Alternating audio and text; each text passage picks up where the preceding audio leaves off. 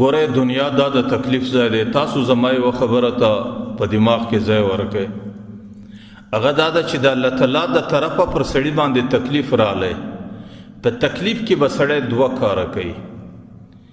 یو کار به دا کوي چې د تکلیف په مقابل کې به بهادري نه ښکاره کوي چې زه ډېر تکړه یم او پر ما دې هر څومره تکلیف راسي، پر ما دې هر څومره امتحان راسي او زه په خوشدلي سره دا امتحان او دا تکلیف برداشتوم.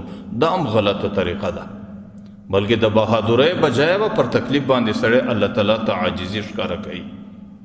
او دویم دا دی چې پر تکلیف به سړی شکوي او شکایتونه نه کوي چې الله زما سره ولې دا کېږي، په دې ټولو محل کې ما ته ولې را پیښه ده، په دې ټولو قریبانو کې زه ولې د دې حالاتو سره مخ یم.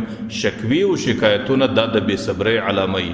الله تعالی د دې په ذریعه د بې صبرۍ او د شکوي په لاره باندې انسان د اجر او د ثواب څخه خلاصوي.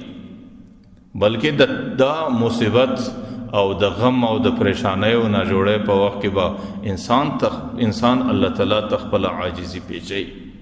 د یو بزرګ په باره کې راځي، هغې به د کلي په جومات و مسجد کې ماشومانو ته سبق وایي، او چې کله به سبق وایي کله کله به پر هغې باندې د جذب کیفیت رالی، کله به پر هغې باندې جذباتي هیئت رالی، کله به هغې د وجد په حالاتو کې یو ورځ یې د خولې صدا ووتل، ولیس لی فی سواک حظ فکیف ما شئت فاختبرنی. یا الله ستا د ذاته بغیر مې بل طرف ته هیڅ فکر نه ځي. یا الله که ته زما امتحان غواړې ته زما امتحان واخله. نعوذ بالله دا ډېره درنه خبره ده چې سړی الله تعالی ته خپله بهادري ښکاره کوي چې الله که ته زما امتحان اخلې ته زما امتحان اخله. لیکن نه، الله تعالی ته وایي یا الله زه د امتحان تاب نه لرم، زه عاجزه بنده یم، زه کمزوری بنده یم، زه ناتوانه بنده یم. یا الله ما ته د عافیت زندګي راکوه، ما د امتحاناتو څه ګوره.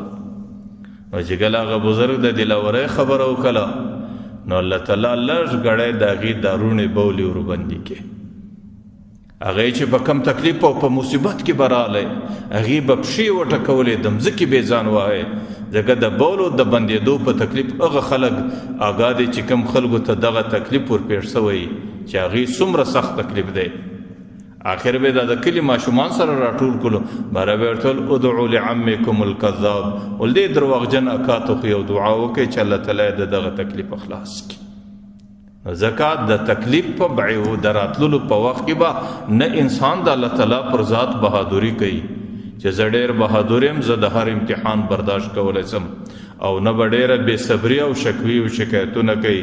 ځکه بیا الله تعالی د انسان هغه اجر او ثواب د تکلیف هغې د نصیب او د قسمت، بلکې الله تعالی ته عاجزي کول، الله تعالی ته ژړا کول، الله تعالی ته زارۍ کول، د الله تعالی څخه د امتحاناتو څخه د خلاصېدلو، د امتحاناتو څخه د محفوظه کېدلو غوښتنه کول او خواست کول، بیا به الله تعالی هغه تکلیف د انسان څخه لرې کوي.